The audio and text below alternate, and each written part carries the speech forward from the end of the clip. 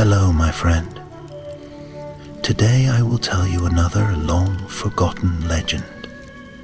Close your eyes and let the magic transport you to Middle-earth. Our journey begins. In the elder hush of the world, when twilight stretched its long fingers over the hills and the stars were just beginning to blink open their ancient eyes, there stood a forest whose name bore the weight of forgotten things. Fongorn, deep whispering and old beyond reckoning. To some it was a place of fear, where the trees leaned in too closely and the paths seemed to shift like the turning of dreams. But to others, those who still listened to the rustle of leaves and the creak of roots beneath the earth, it was a place of memory, a place where the world had not yet forgotten how to listen. In that forest lived a being older than many kingdoms, older even than some of the stars that crowned the night. His name was Barathorn, an Ent, a shepherd of trees carved of bark and bound with moss, slow of speech but mighty in thought. His eyes, golden and deep, carried the light of many seasons, and his voice, when it rumbled forth, could cause the ground itself to tremble with remembrance. Barathorn had wandered long and far in ages past, through glades where the moon wove silver lace upon the leaves, and across meadows where time itself lingered like dew upon the grass. He was tall, taller than most Ents, and his limbs bore the twisted grace of elder oaks. Moss draped from his shoulders like a cloak, and lichen crowned his brow like the quiet coronet of an ancient king. But for all his might and wisdom, Barathorn carried a sorrow older than the stones. He remembered Nimloth. Her name was a song within him, a note that never quite faded. Nimloth, the Ent-wife with hair of willow fronds and laughter like the shimmer of rain on blossom. Long ago, when the world was younger and kinder, she had danced through the glades beside him, planting gardens in the sun-dappled soil and teaching flowers how to sing. Together they had sung to the saplings and the streams, weaving life through leaf and root, and then she had gone, as all the Ent-wives had. They had left Fangorn to seek lands of light and gentler seasons, where they could grow things in rows and paint the fields with blooms. And then the shadow came, and the lands were burned or changed, and the songs of the Ent-wives fell silent. Barathorn had searched, oh yes, through forgotten valleys and across the bones of ruined cities. But their trail had vanished like mist at dawn. Even their memory seemed to be slipping from the world. Still he waited, and still he hoped. On a night like this, when the wind sighed with stories and the stars wheeled slowly in the sky, Barathorn stood beside a spring-fed pool deep in the heart of the forest. The water shimmered with starlight, and the trees around him leaned close, listening. It was a slow song, like the turning of the seasons, like the steady growth of roots deep into the dark earth. He sang of Nimloth, of the garden she had promised, of the place where violets would bloom even in winter, and the trees would bow to greet her. The sound rolled through the forest like mist, wrapping around bark and branch, stirring even the slumbering oaks. And then it happened, a whisper on the wind, soft like the rustling of a leaf, but unmistakable. Barathorn. The Ent froze. His song faltered, a single note lingering in the air like a held breath. He turned his great head slowly, branches creaking, bark cracking faintly as he strained to hear again. Barathorn. Come. It was her voice, it had to be.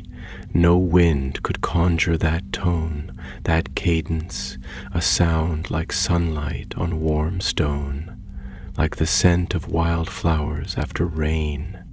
His golden eyes flared with a sudden brightness. Not hope, no. Something deeper, older, a memory made real. He stretched his senses into the earth, into the roots and rivers and fallen leaves. The forest breathed with him, and then he felt it. A pull, soft and insistent, drawing him northward, beyond the reaches of Fangorn, beyond all he had known.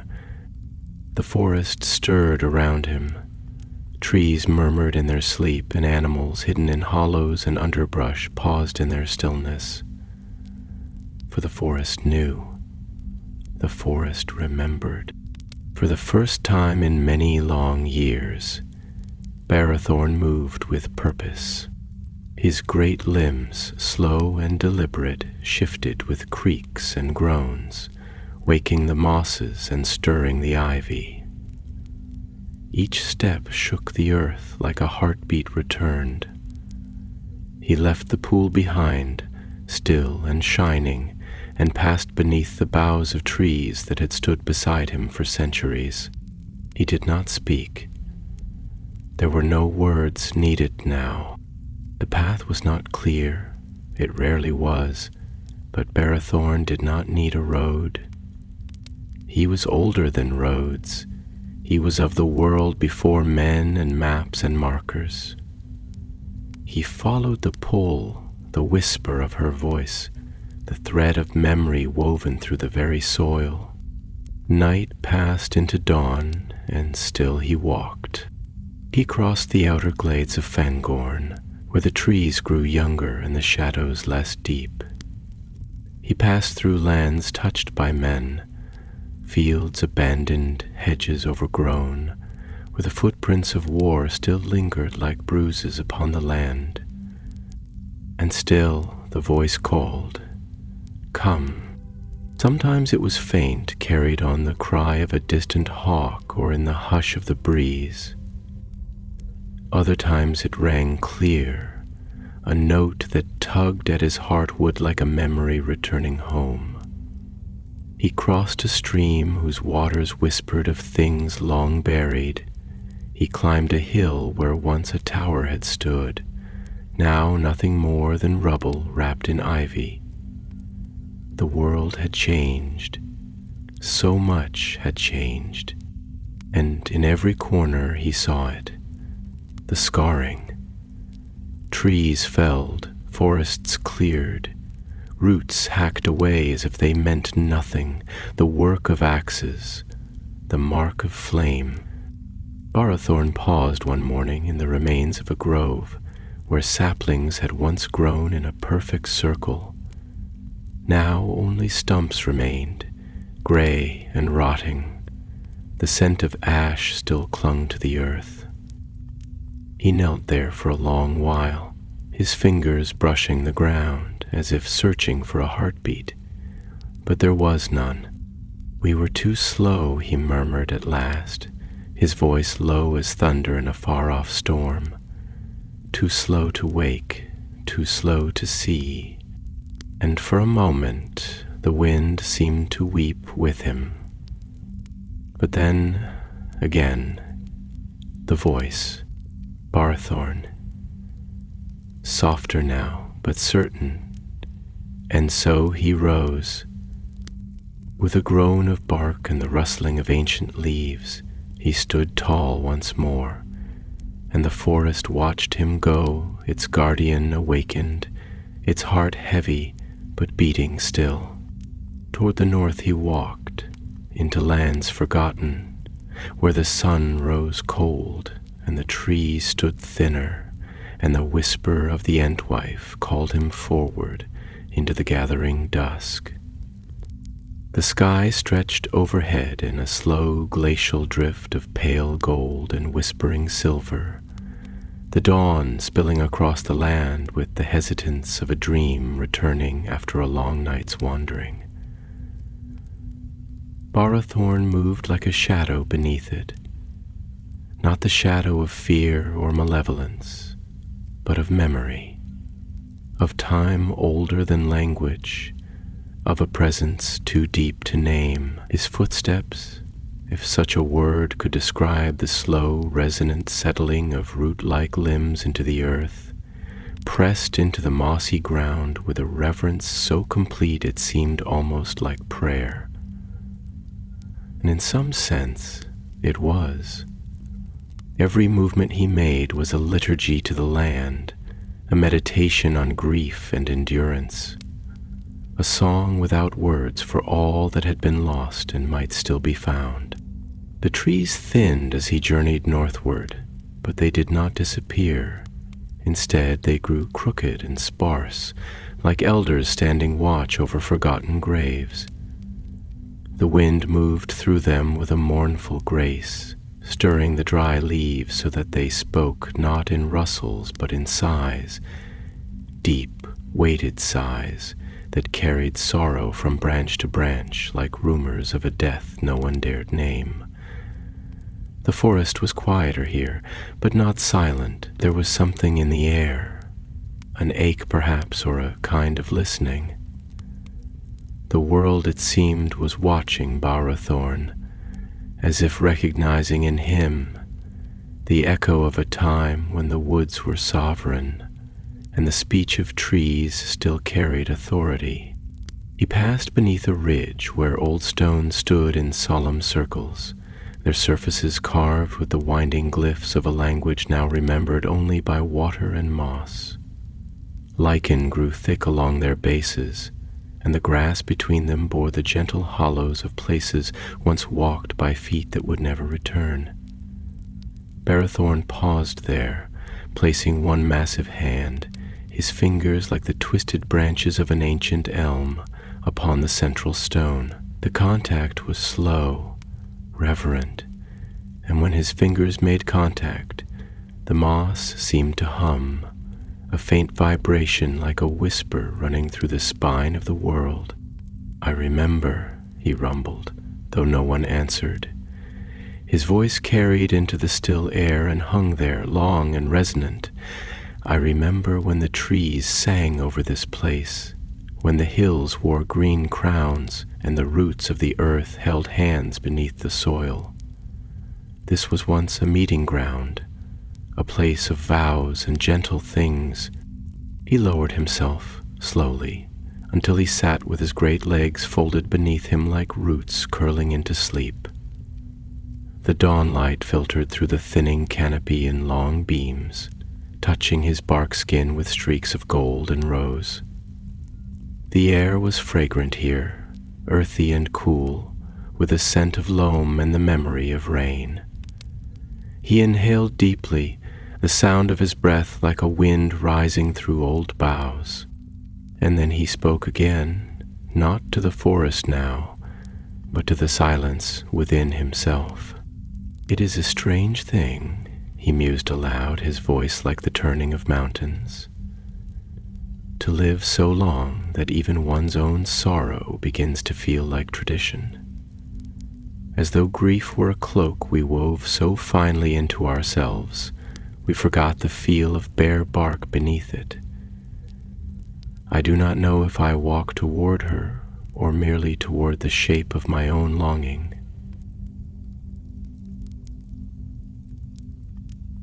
He fell quiet, his gaze drifting toward the horizon where low clouds gathered like thoughts not yet spoken. A long moment passed. Then, as though summoned by the very weight of his reflection, a breeze stirred, soft and curious. It brushed against his face and stirred the moss of his beard, curling into his ears with a voice only he could hear. "Come." He stood again, slowly, deliberately, as though carrying the weight of every season he had ever known. His limbs creaked, and his trunk groaned, and the very stones beneath him shifted, acknowledging his movement with the soft grinding of time resuming its ancient course. The land into which he now moved was unfamiliar, not wild in the way that Fangorn had been, but shaped, worn, marked by hands and axes and fire. It bore the sorrow of things touched too often by need and not enough by love. The trees were younger, yet already twisted. The earth was wounded, its grasses sparse, its streams choked with the bones of fallen branches and the refuse of war. It smelled of ash and rust and the residue of forgotten battles. Bearthorn moved through this place with care, though his heart grew heavier with each step. Every broken branch and scorched trunk whispered of loss. Yet amidst the ruin, there were still signs of persistence. A sapling growing from a cracked stone, a single flower pushing up through a charred field. Life clung here, tenacious and fragile like the last thread of a forgotten song. In one such place, where the remains of a grove stood like burnt-out candles around the ruins of a fallen watchtower, he came upon a pool, shallow, ringed with rushes and the drooping heads of water lilies that seemed to dream even in daylight. The surface reflected the sky, though the reflection was faint, distorted by the ripples of a slow wind and the presence of something beneath. He bent low, his massive form folding like a storm cloud collapsing into rain. His eyes hovered just above the water. In it, he saw her. Not her face, no, not truly, but something that stirred in the way the light moved. A glimmer of the memory of Nimloth, the way her voice would fold itself around his name, the way her laughter would bloom like spring along his branches. He saw it in the way the reeds swayed. He felt it in the weightless hush that hung in the air, as if the whole world were waiting for her next word. Nimloth, he murmured, not as a question, but as a truth too sacred to name loudly. His reflection shimmered, blurred by tears he could not shed, and beneath that blur, for just a heartbeat, he saw another figure, slender, graceful, haloed by a wreath of silver blossoms. Then the image faded, and the pool returned to stillness. Bearthorn remained kneeling beside the water, his gaze distant. "Where did you go?" he asked the silence. "Did the world forget how to see you? Or did you forget how to be seen?" The wind rustled but gave no answer. Only the reeds swayed, brushing against each other like fingers reaching for comfort in the dark. He rose, and this time the weight of sorrow was joined by something else. Not hope, no, not yet, but movement, intention, the beginning of a rhythm beneath the grief. He would walk farther.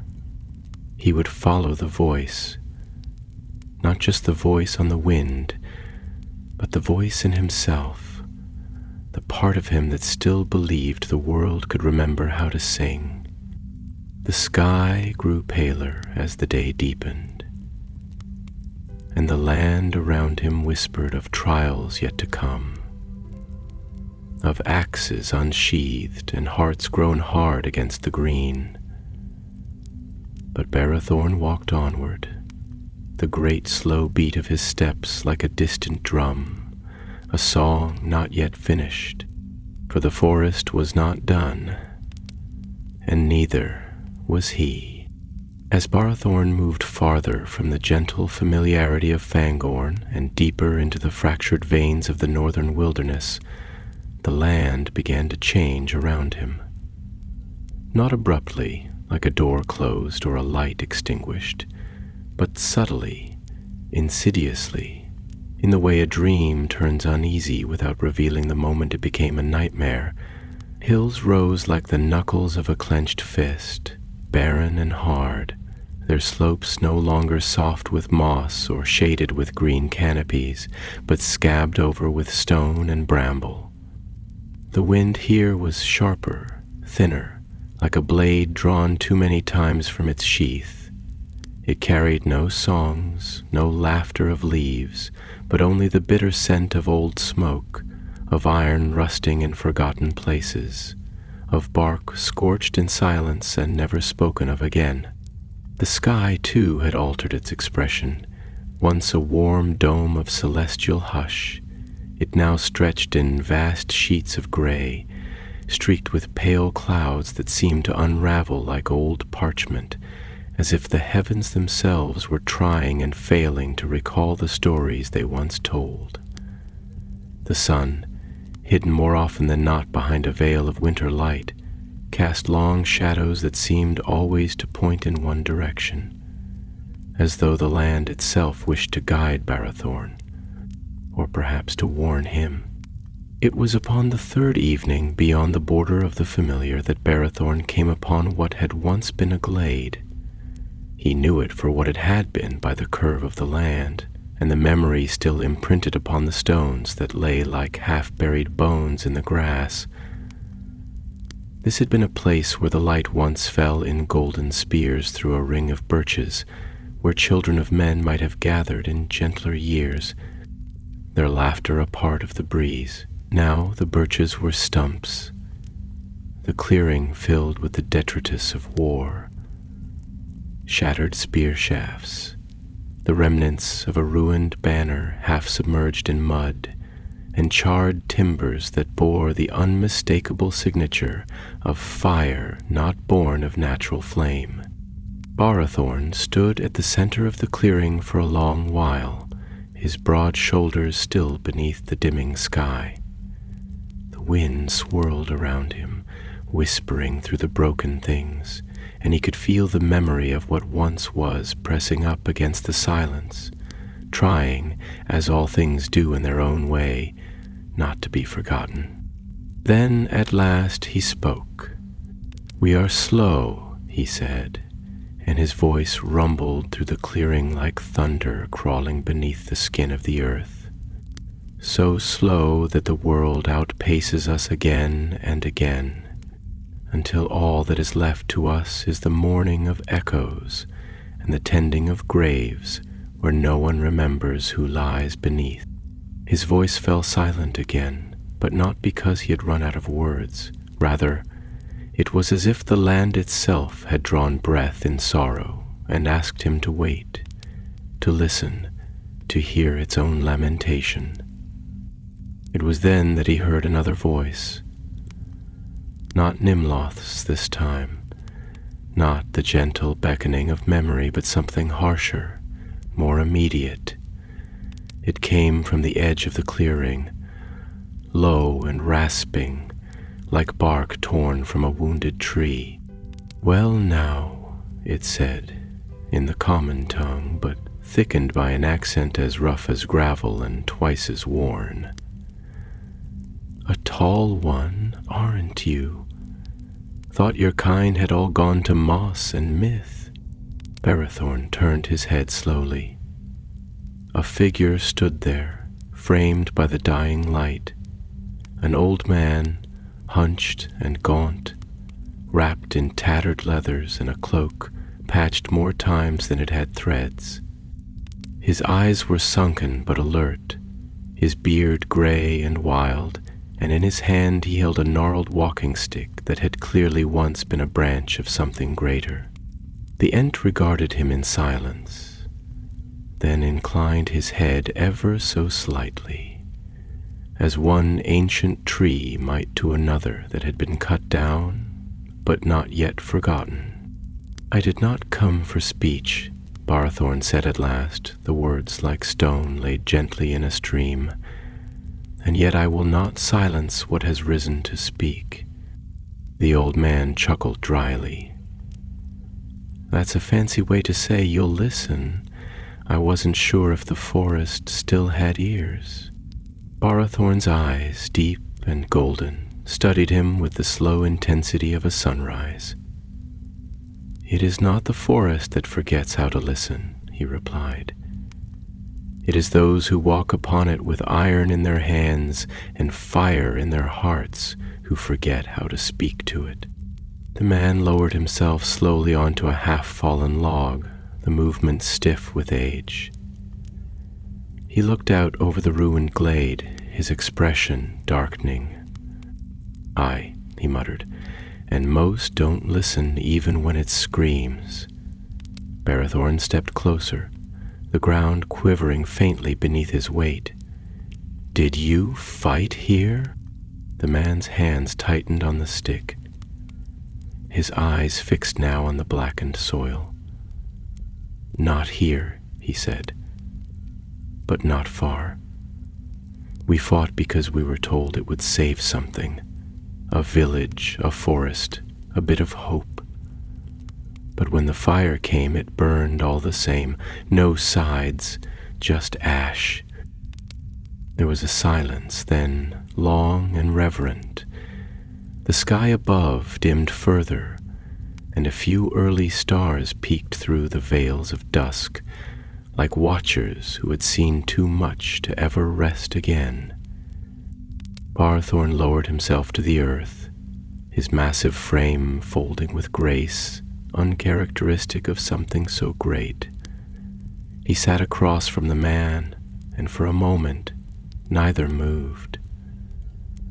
Then he spoke again, softer this time. "Hope," he said, turning the word like a leaf between his thoughts. "Such a small word, so light, and yet it burdens us more than iron because we carry it into places where nothing green grows, and still we expect it to bloom." The old man nodded, slowly, as if the gesture took more than it once had. "And we keep planting it, even when the ground spits it back." Barrethorn tilted his head slightly, the motion like a tree bending toward stormlight. "Is that not our nature, then?" he asked. "To plant hope not where it will grow, but where it must?" The man chuckled again, but this time it held less bitterness. "You speak like a sage, but you walk like a warrior." Barrethorn looked to the horizon, where a faint shimmer of starlight touched the northern hills. "I walk toward memory, and wrath, and the place where they are no longer separate." At that, the man fell quiet, and when he finally spoke, his voice had changed, gentler now, tinged with something like reverence. "You're looking for someone?" "Yes," Barrethorn said. "Or something that still remembers her." The old man leaned back, his gaze distant as if seeking something in the stars. "Then I hope the wind guides you, and the roots hold you, and whatever wrath stirs in your limbs does not take from you what the world has already stolen." Barthorn stood slowly, and the very ground seemed to rise with him. He looked down at the man and offered a bow. "Not deep, but true. You have not forgotten how to speak," he said. "And you," the man replied, "have not forgotten how to listen." With that, Barrethorn turned once more to the north, the glade falling silent behind him, save for the quiet breath of the trees and the soft sigh of a world that had seen too much and still dared to hope. And so the Ent walked onward, beneath stars that blinked through ash-dark skies, into a land where wrath coiled beneath the soil like roots twisted by grief, and where the voice of Nimloth called ever onward, not louder, but clearer now, like the sound of a single bell tolling in a valley long forgotten. The night wore on with the slow solemnity of an old song, one sung too many times to be anything but sacred, and as Barrethorn ventured deeper into the shrouded hills of the north, The stars above him seemed to gather like quiet sentinels, drawing their cloaks of ancient light around the sky as if to shield it from what slept or stirred below. The moon, pale and contemplative, hung low on the horizon, its light dimmed by passing veils of mist that wove through the crags like wandering spirits. And though the air was still, there was a tension within it, like the hush before a storm, or the long-held breath of a creature preparing to weep. Here the land had changed again, not by the will of time alone, but by intrusion. The paths, if they could still be called that, were choked by the remnants of once proud groves, the trees now fallen and left to rot where they lay, their rings split wide like open wounds, as if even the bones of the forest had been laid bare in some great unspoken violence. The scent of sap, old and fermented, hung thick in the air, mingling with the acrid traces of metal and the dull, bitter perfume of rusted iron. Twigs snapped beneath Barathorn's feet like brittle bones, and even the stones he passed bore scars, grooves left by dragging chains or scorched marks where something unforgiving had burned too close to the root. He paused near a hollow where once a spring had flowed. He could feel the memory of it, even now, in the subtle coolness of the soil, in the way the rocks curved to cradle water that no longer came. He knelt beside it with great reverence, as if the absence itself deserved mourning, and placed his hand upon the earth. A quiet shiver passed through the ground, as though the land itself remembered what it had lost and resented its own forgetting. Once, he whispered, more to the air than to himself, this place was green, and songs echoed here. Songs not just of trees and roots, but of children and stories, and fires lit not in destruction, but in warmth. The forest shared breath with those who walked gently. He fell silent for a time, as if listening for that breath, as if hoping that in the silence some ghost of it might return. Now, he continued at length, even the silence is brittle. Even stillness feels hunted. He stood slowly, the gesture burdened not by age but by grief, and turned his gaze to the horizon once more, where distant silhouettes of what had once been trees stood black against the glimmer of moonlight, like mourners frozen in their final lament. His path led him between them, and as he moved he spoke softly, not with words meant to carry far, but with the deliberate cadence of a ritual. Every root remembers its first rain, he intoned, and every leaf recalls the light that birthed it. So too must I remember, even in the face of fire, even in the ash and the sorrow. As if in answer, the wind stirred. It moved through the broken boughs with a sound like weeping, though not of weakness or surrender, but of mourning, deep and wide as the sea. It was in that hour, under that hollow sky, that Barathorn heard the second voice. Not a whisper this time, not a dream or memory, but a voice coarse and real, shaped by tongue and breath, and shaded with the weariness of one who had survived too much to speak lightly. "Hail, traveler," it said, though there was no welcome in the tone. "You walk paths where no folk linger. Are you beast or ghost? Or the echo of some old god, come to tally the debts of the living?" Barathorn turned, his massive form casting long shadows in the moonlight. From the thickets ahead emerged a woman, tall for a mortal, though not so tall as he, cloaked in deep forest hues, her face half shadowed beneath a hood lined with fur. She carried a staff not unlike his own, though smaller, humbler, a thing of knotted ashwood bound with iron rings, from which dangled a talisman of carved bone. Her eyes, when they met his, were wary but clear, like those of one who has watched many flames die, and yet still guards the spark. "I am none of those things," Barathorn said slowly, and the ground seemed to listen. "Nor am I the judgment you fear. I am simply a voice from the deep wood, a breath of green the world has tried to forget." The woman studied him a moment longer, then inclined her head, not in deference, but in recognition. "You are Ent," she said, "though I had thought your kind vanished into myth or into silence." "We are not vanished," he replied, "only scattered, only sleeping." She stepped closer, her boots sinking slightly into the damp earth. "And what wakes you, O shepherd of trees? What grief draws you north through ruin and ash and sorrow?" Barathorn looked toward the north again, where the wind pulled faint threads of mist through the highlands, like the trailing veil of a widow. "I seek one I have long thought lost," he said. "Not only her, but what she stood for, what her song meant to the world when the world still paused to listen."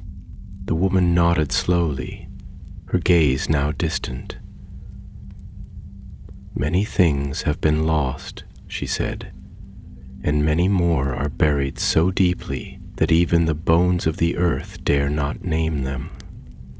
But sometimes," she added, her voice gentler now, "the wind remembers, and if you follow it, sometimes it will lead you not to answers, but to places where the questions begin again." Barathorn's eyes, lit with the dim golden fire of an old dawn, turned back to her. "You speak like one who has walked among the ruins." "I have," she said simply. "And I have listened at the thresholds where the old songs still echo faintly.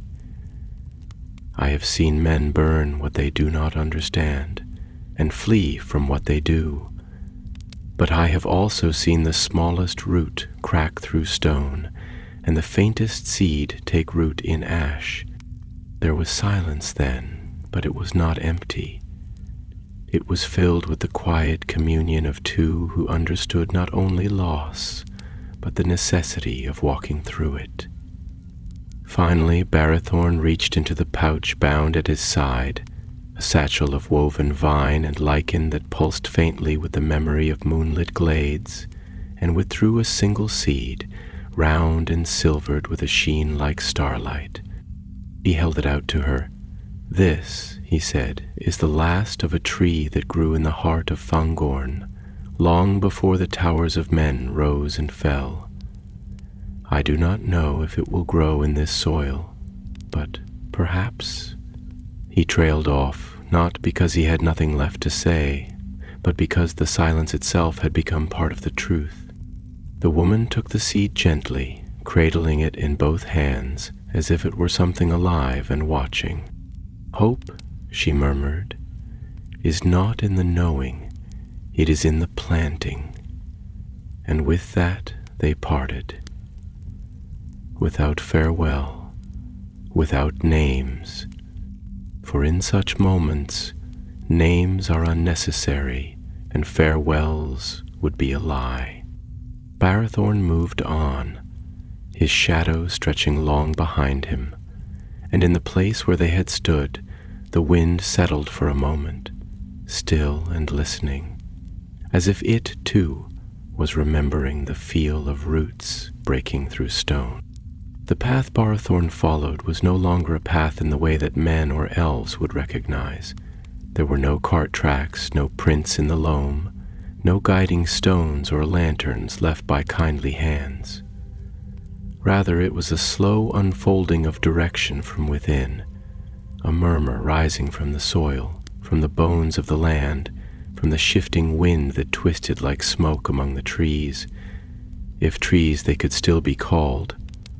Gnarled, hollow, and stretched like mourners frozen mid-level, their branches did not reach for the sun, for there was little sun here to reach toward. Instead, they curled downward or inward, as though remembering something too painful to name and growing inward into their grief. The sky had grayed again, not with the softness of mist or the melancholy of rain, but with a dense pallor that had the weight of ash, though none fell. It hung above the hills like a silence that had grown too heavy to lift.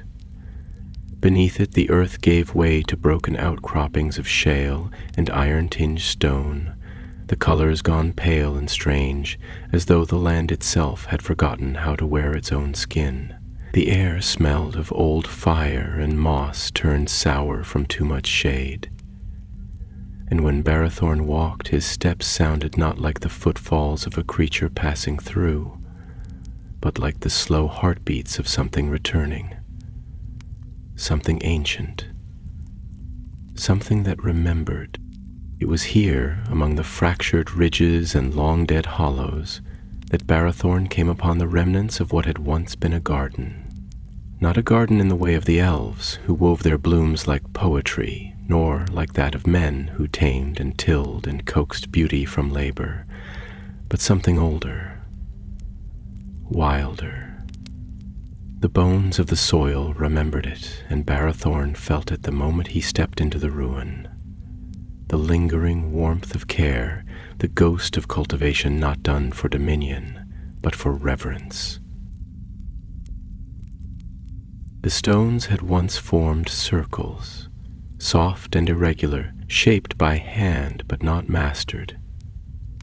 The beds had been tiered, following the land's natural dips and swells, and though now choked with bramble and encroached upon by wind-blown seed, Barathorn could still trace their intention in the way the earth curved, welcoming, like open arms.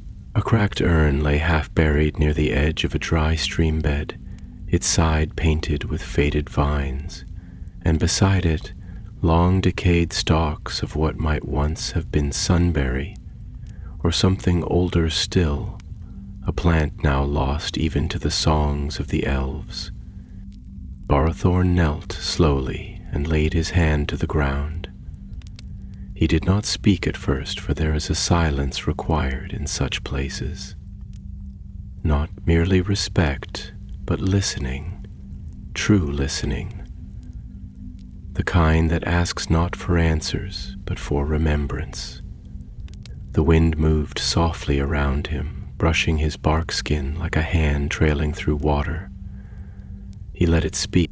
When at last he opened his mouth, the words were shaped by breath and sorrow, and the long ache of longing. She was here, he said, though to whom he did not know, or one like her. This place bears her touch, the shape of her tending. She would have knelt here, fingers in the soil, singing to the roots in that voice that made the morning open like a blossom. Her presence was not a command but a welcome, and the plants answered not with obedience but with joy. He closed his eyes. Behind his lids he saw her, not clearly, not like memory, but as a feeling, a warmth, the way her laughter would fold itself into the breeze, becoming indistinguishable from it, as though nature had always been meant to carry her voice. The way her steps never bruised the grass, the way her eyes, when turned toward growing things, did not see what was useful, but what was possible. And now, only absence, an absence that cried out.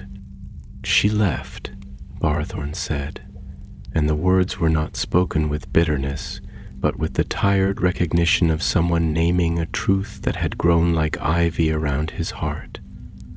They all did. Endwives, seekers.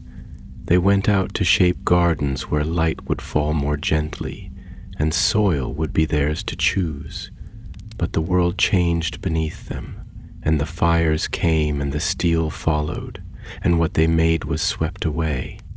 The trees around the clearing gave no answer, but the wind seemed to pause, as though considering.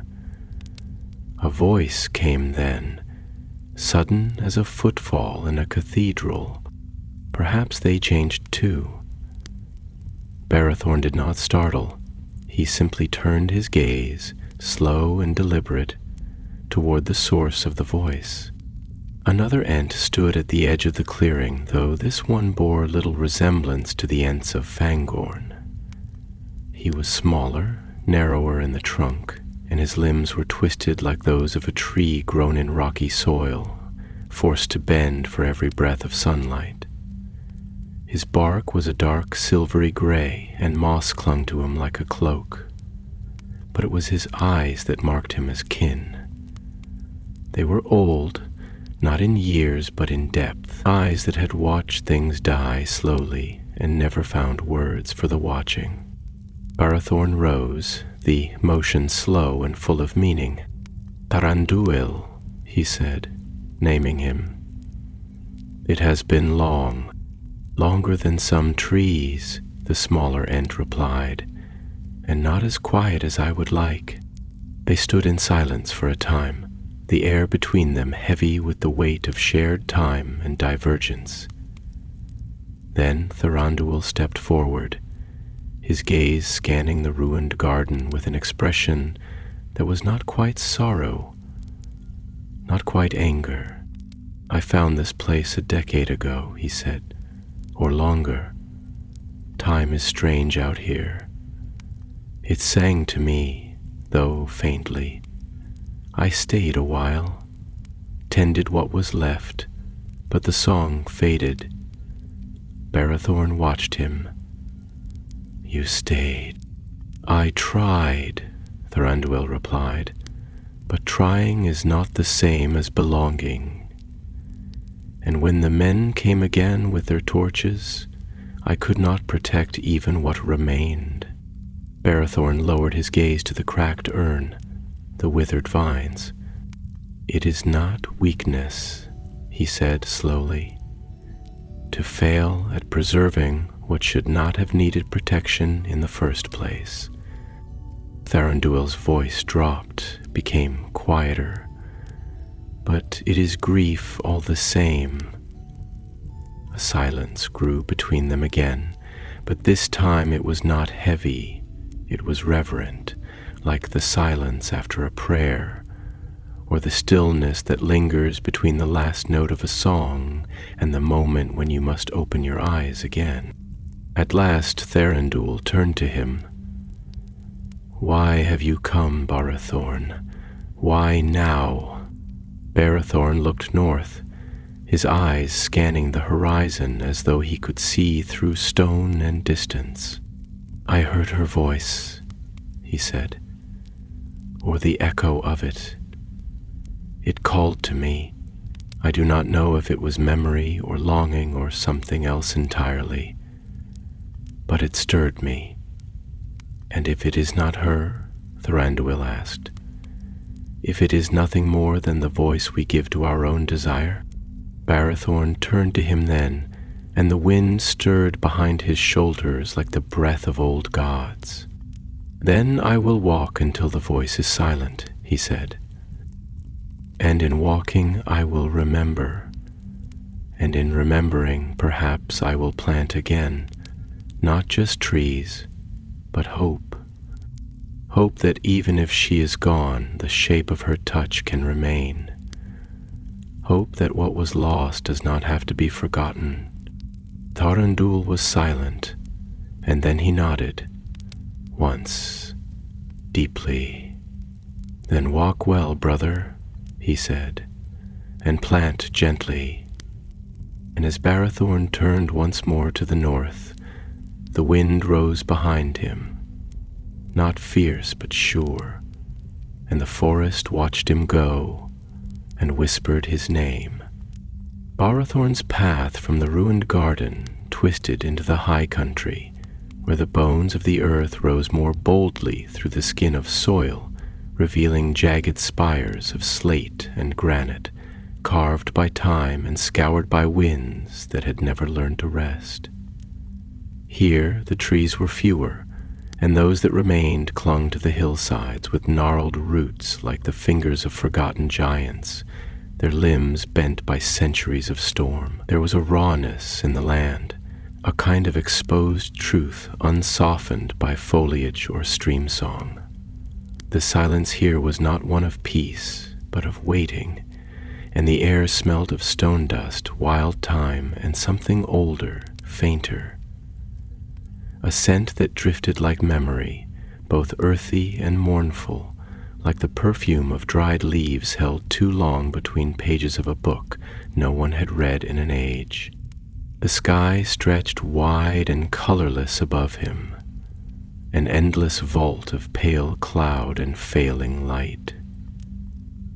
The sun had not broken through for days, and though it was not cold in the way mortals know cold, no frost rimmed the rocks, and no ice clung to branch or blade, there was a chill here of a different kind.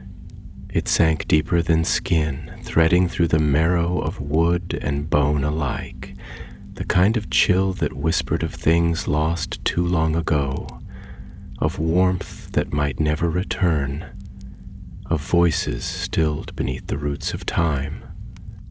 Barethorn walked steadily, his vast form casting long shadows across the bare hills, the rhythm of his strides matching the slow throb of the earth beneath him. He felt the mountain's thoughts as one feels a storm on the skin before it breaks, deep, ruminant, ancient. There was no malice in the stones, but there was no welcome either. This was land that had not forgotten the fires of war, nor the bite of axes. It remembered all things, as mountains do, and it watched without blinking. By midday he reached a pass where the wind howled without mercy, threading through the clefts in the rock like a song without melody, and there, beneath a crumbling arch of basalt, he came upon a figure, a solitary presence wrapped in layers of fur and wool, seated upon a stone as if they had been waiting for centuries. The traveler's hood was drawn low, and in their lap they held a small bundle wrapped in linen. Nearby, a staff rested against the stone, its surface carved with sigils that spoke of old languages, the kind that weren't spoken so much as remembered by the wind and the water. Barethorn paused. The figure did not move, did not speak, but their presence was like a knot in the current of the world, a still point in a sea of motion. "I do not seek counsel," Barethorn said, his voice carried softly by the wind, "but I do not turn from it when it is offered in truth." The figure looked up, and though the hood remained, Barethorn saw the glint of eyes, not young, not ancient, but weary in the way of those who have watched too many dawns rise without hope of warmth. "I have waited here," the traveler replied, their voice neither male nor female, but something in between, as though shaped by both silence and song. "Not for you, perhaps, but for one like you, one who remembers when trees were not merely timber and hills not merely obstacles. You walk with a weight most would not choose to bear." Barethorn lowered himself slowly, the movement deliberate, solemn, as if the very act of sitting were a rite. "I carry memory," he said, "and the sorrow of all that memory cannot restore." The traveler nodded. "That is the burden of the old, and of those who remember not only the shape of things, but their spirit." There was a long silence between them then, the kind that deepens rather than breaks the connection between those who share it. The wind passed around them like a tired breath, and the mountain seemed to lean in closer. Finally, Barathorn spoke again. "I am searching," he said, "not only for Nimloth, though her voice calls to me still, faint as the echo of a star in a well, but for something deeper, a root perhaps, or the seed of something forgotten.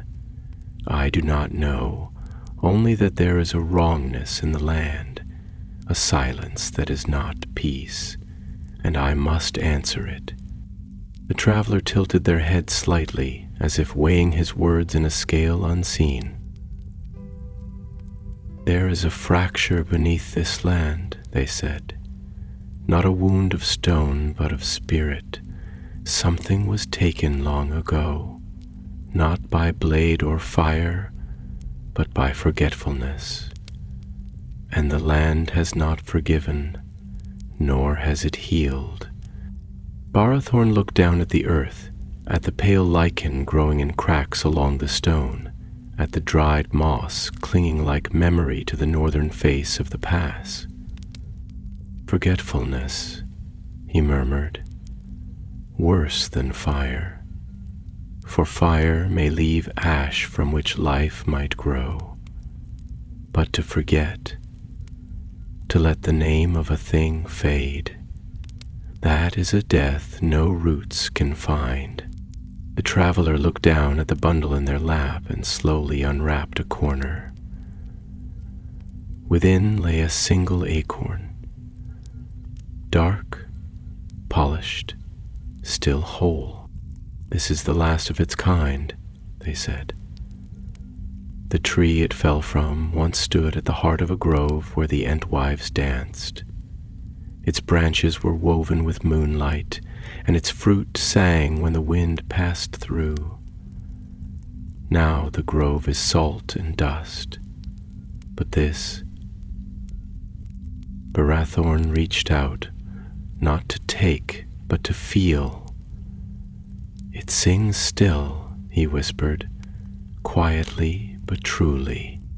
The traveler wrapped the acorn again, gently, reverently. "It must be planted," they said, "but not in haste, not in hope of return. It must be given to the soil without expectation, as a gift freely offered to a world that may not know how to receive it."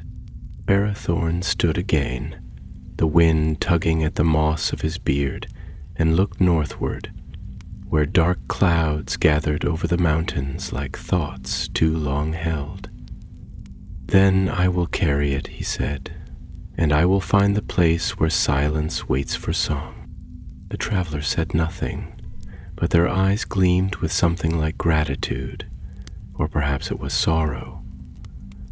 They handed him the bundle, and his great fingers closed around it with a gentleness born not of fragility, but of reverence. As he turned to leave, the traveler spoke once more. "You will find wrath ahead," they said. "Old wrath, buried deep in root and stone. But remember this: wrath is not the opposite of love. It is its shadow. And even the fiercest storm was born of skies that once held sunlight." Barathorn did not answer, but he carried the words with him, tucked beside the acorn in his memory as he passed beneath the basalt arch and into the heart of the waiting land. The wind rose behind him once more, not howling, but singing, low and mournful, like a cradle song sung at the end of the world. Barathorn descended from the mountain pass like a memory slipping into a forgotten valley, his vast silhouette trailing behind him like the shadow of a thought too heavy to voice. The path had become steeper now, though still more suggestion than trail, a slow unraveling of stone and earth where once, long ago, something deliberate had been carved, perhaps by shepherds or wanderers, perhaps by those who tended shrines no longer standing. Whatever hands had shaped the way were long since dust, and yet the path endured, as if the ground itself remembered the intent of those who once moved through it, with reverence rather than haste. The land below unfolded like a tapestry grown faded with age, its threads dulled but not erased. Hills swelled in muted tones of brown and green, touched here and there by tufts of old heather or the pale banners of ghost grass, swaying like forgotten standards in the evening breeze. The sky had darkened into a deeper slate, casting the world into a softened, dreamlike dimness, as though time itself had slowed to match the pace of the Ent's long, ponderous steps. Clouds trailed low across the shoulders of the hills, not heavy with rain, but light and trailing, like the last breath of a passing god. Ahead, the land curved inward, a vast bowl cradled between the hills, and at its heart, overgrown and silent, lay the remains of a settlement. Barrothorn paused upon a high ridge, gazing down, and the breath that moved through him carried something deeper than air, a sorrow heavy as winter frost, clinging not to skin, but to soul. It had been a village once, small and by mortal reckoning perhaps unremarkable. Yet to Barrothorn, even from this distance, it shimmered with that peculiar resonance that marked places where something sacred had been broken. He saw the lines of houses, now sunken and roofless, their beams collapsed like ribs cracked beneath a fallen weight. He saw the ring of a central grove, once sacred perhaps, once planted in accordance with stars or solstices, but now choked by vines and overrun by bramble. Even the well at its center had collapsed inward, its stones fallen like teeth from a jaw too long clenched in grief. He descended in silence, each step echoing softly across the hills like a drumbeat in slow mourning.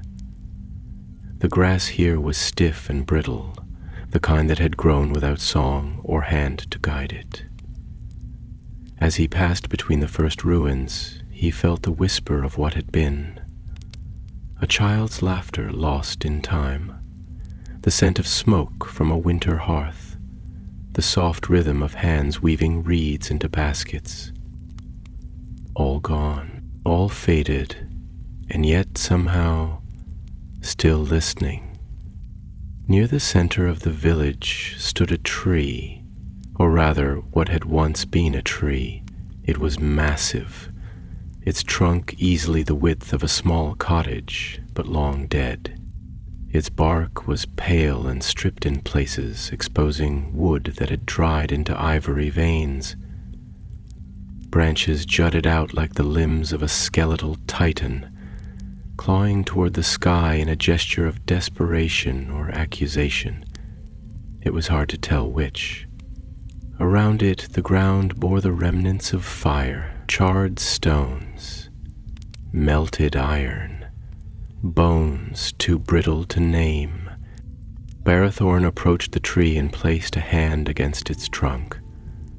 The wood beneath his palm was cold, lifeless, but beneath that, far beneath, in the place where memory becomes soil, there was a faint hum.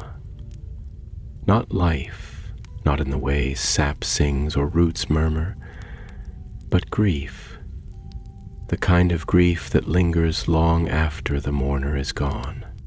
He closed his eyes. It was here, he said softly, not aloud, but into the quiet space that filled the grove like breath held too long. You stood here, you planted, you tended, and when they came with fire and fear, you did not flee. You sang until they silenced even that. The wind moved then, curling gently around him. It did not howl, did not rise. It merely stirred, as though in assent. He knelt beside the tree's base and took from his satchel the acorn wrapped in linen. the last remnant of a grove that had once known the music of Entwives. He held it in his open palm, gazing down at it, as if seeing not a seed, but the whole of a world within it. So small, he murmured, and yet inside you, the shape of forests not yet imagined. Inside you, the echo of her touch. A voice behind him, sudden and solemn, broke the hush. You would plant hope in a grave. Barrethorn turned. A man stood there, lean and worn, with a face weathered not by age alone, but by experience too deep to speak of lightly. His clothes were simple, wool, leather, fur, but marked with strange sigils along the seams. His hair was silver, not white, and his eyes held the strange clarity of one who had looked too long into the dark and found within it something worth saving. "I would," Barrethorn replied, "because even in graves, roots remember the way up."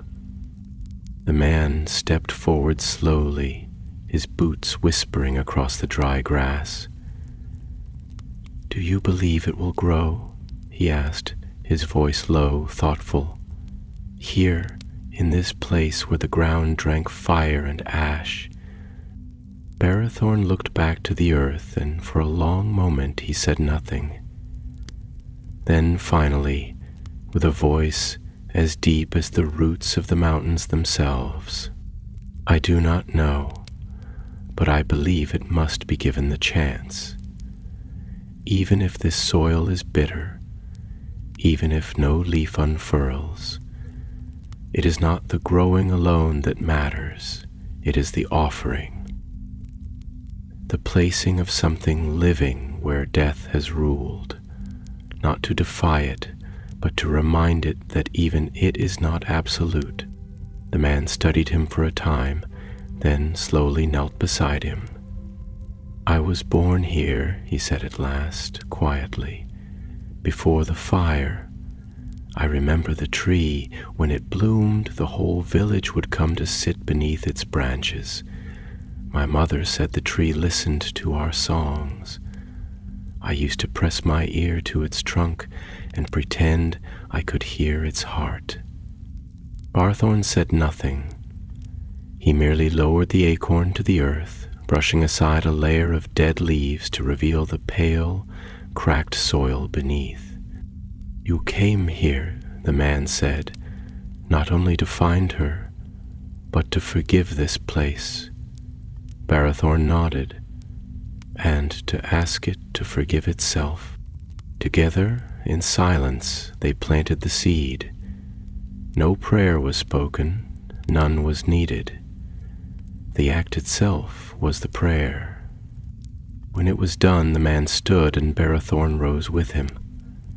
They stood in the quiet of the grove, and the wind stirred once more, softer now, and for the first time in many long years, it smelled faintly of green. And far beneath the soil, where roots dream, the acorn stirred. Barrethorn lingered in the hollow of the grove long after the man had gone, his presence dissolving into the dusk like a thought dismissed but not forgotten. The light had grown dimmer, not merely from the hour but from the deepening hush that settled over the valley, a hush so complete it seemed to press upon the air itself, as if the land were drawing in a long, slow breath, uncertain whether to release it as sigh or song. The wind, too, had ceased, and the world held its stillness with the grave reverence of a vigil. The tree, dead and towering still, loomed above the newly planted acorn, a sentinel of what had been and what might yet be.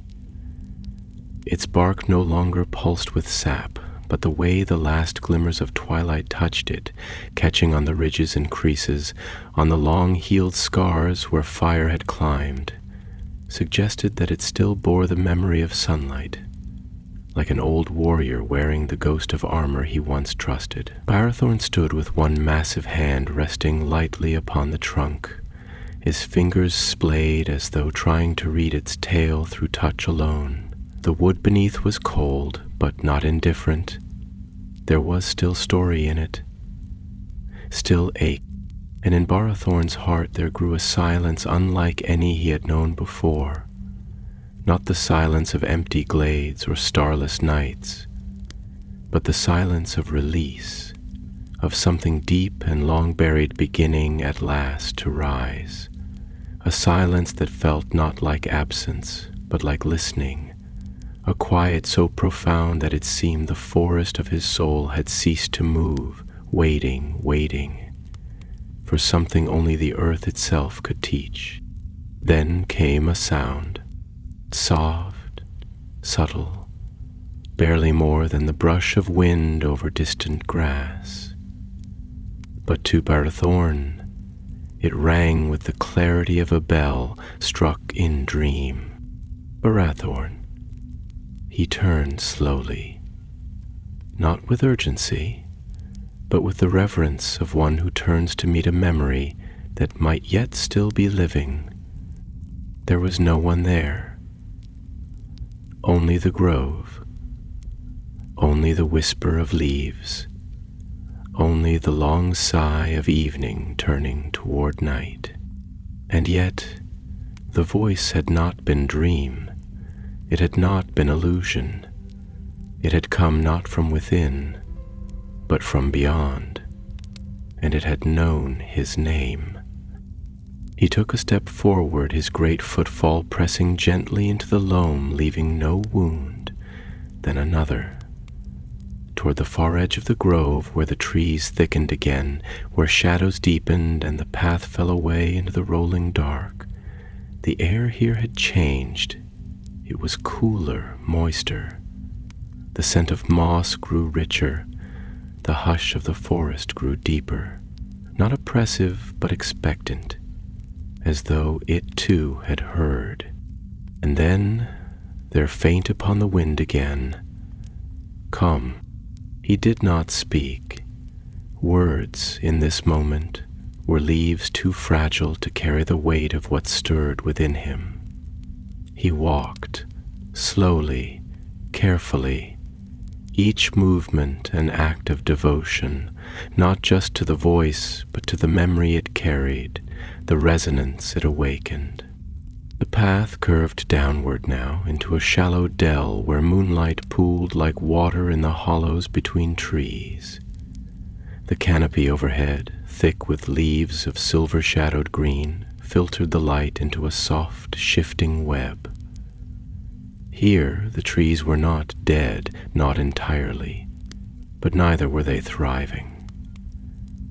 They stood like old thoughts, barely remembered, their bark streaked with lichen and their branches heavy with silence. The ground was uneven, moss-covered and strewn with stones shaped by centuries of unseen hands, and at the center of the dell stood a stone.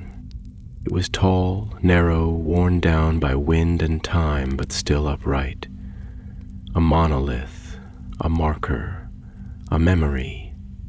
Its surface was etched with symbols so faint they might have been the work of rain rather than chisel, but Barathorn recognized them. Not by sight, by rhythm, by feeling. These were the sigils of the Entwives. Their speech not written in lines or letters, but in curves and spirals, in the echo of seasons and the breath of growing things. He stepped closer.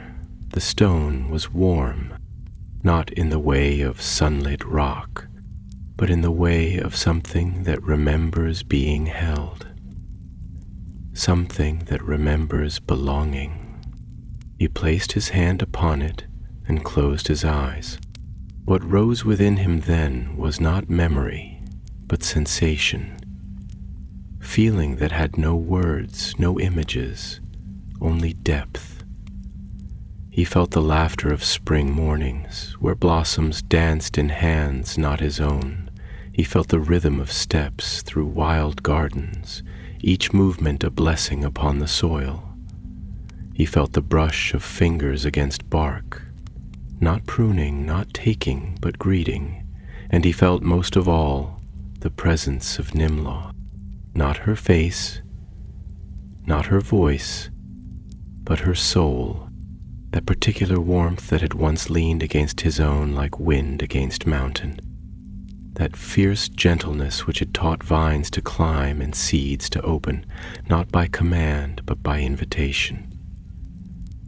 That sorrowful joy she had worn like a cloak, always knowing that to love the world was to let it go, leaf by leaf, season by season. Barthorn fell to his knees, not in despair, not in grief, but in awe.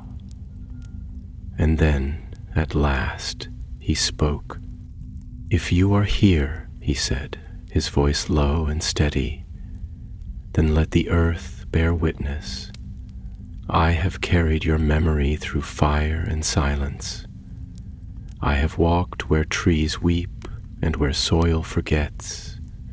I have planted what remained when nothing else could grow. And I have asked nothing in return but the right to remember you without pain." He paused, and the night deepened around him, drawing the stars closer, as though even they had come to listen. "If you are not here," he continued, "then let this be my last lament, not of sorrow but of wonder, that I ever knew you at all." The wind stirred, and then, from the far edge of the dell, beyond the stone, from between two trees bent low with the weight of forgotten seasons, she stepped forth. She did not shine, she did not radiate, she did not float or shimmer or rise. She walked, softly, silently, like the unfolding of a leaf in morning light, and Barthorn knew, not by sight or scent or sound, but by the movement of his own roots, the deep, unspoken truth that dwells in the stillness of old trees, that Nimloth had returned. Her eyes met his, and the forest, for one breathless moment, remembered how to sing. She stood before him, not as a vision wrought of dreams or longing, not as some spectral echo drawn from memory or illusion, but as herself, tall and stately as the silver-barked birches of her homeland, with limbs that moved like boughs in the hush of evening wind, and eyes deep with the knowing of seasons lost and the quiet courage of those who tend rather than conquer. Nimloth had not changed in the way the world had changed. She bore no scars of fire, no bitterness carved into the lines of her presence, yet she was not untouched. There was a solemnity in her gaze, a kind of weathering that spoke of exile, not only from land, but from song. From all the voices that had once answered hers, now fallen to silence or soot. Around them the dell had shifted, the trees leaned inward ever so slightly, as if bowing not in submission but in reverence. The very moss beneath their feet seemed greener, as if awakened from some long dormancy. Overhead the sky remained dark, but a pale wash of starlight spilled down like a river of forgotten names, brushing Nimloth's hair with glints of silver. A hush deeper than mere quiet filled the grove, not empty, but saturated with possibility, with memory, with the ache of two truths colliding at last, reunion and the impossibility of returning to what once was. Barthorn, still upon his knees, raised his eyes to meet hers, and for a long, unmeasured time neither of them spoke. Not for lack of words, but because the air between them was already full of the unsaid. The weight of years that had passed like fallen leaves, of questions turned to roots, of hopes too fragile to name aloud. And then, at last, Nimloth stepped forward, her movements slow, not hesitant but deliberate, like someone walking into the wind. Her voice, when it came, was not what he remembered. It was softer, lower, shaped by solitude, but still carried the cadence of growing things, the subtle insistence of life pushing through soil toward light. "You came," she said, and the words were not a greeting nor a judgment, but a wonder. "After all this time, through all the endings the world has known, you still carried the sound of me within you." Barathorn's voice rose like the creak of old boughs yielding to a sunrise. "I could not forget," he said. "Not because I willed to remember, but because forgetting would have meant severing the root that held me to meaning, and without that, what is an ent but a hollow trunk? A voice without echo, a song broken at the first note." She drew closer. "But you did not come from memory alone. You carried more than longing. I felt it in the roots of the world before I saw your shape upon the hill. You brought wrath." Barathorn lowered his head, and for a moment he was silent. "Yes," he said at last, slowly. "I brought wrath, not the rage of fire or the fury of beasts, but the deeper wrath, what rises when guardianship is betrayed, when patience is mistaken for consent, when the slow are trampled beneath the haste of axes and the hunger of men." He looked up at her, and his eyes, though weary, glowed faintly with the light of old stars. "But I planted hope instead." Nimloth's gaze softened, and for the first time she knelt before him, so that they were eye to eye, root to root, sorrow to sorrow. "You always listened," she murmured. "Even when the world stopped speaking, even when our song became too quiet for most to hear, you listened. And in listening, you kept the memory alive." Her hand, slender barked, veined with moss and moonlight, rose and touched his face. It was a gesture so tender it might have shattered stone. And Barathorn closed his eyes.